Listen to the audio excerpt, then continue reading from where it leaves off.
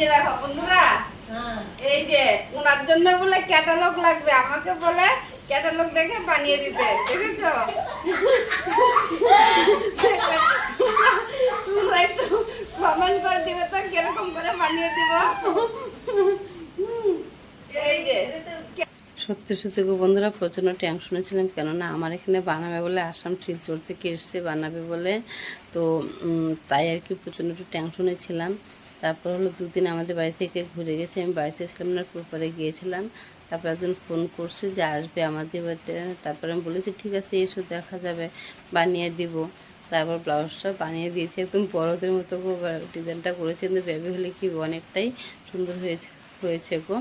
আর শাড়িটা হচ্ছে একদম অলরেডি বানিয়েছি, বানিয়ে যেরকম করে পরা হয় সেরকম করে মানে কুচি টুচি দিয়ে সেট করে দিয়েছি।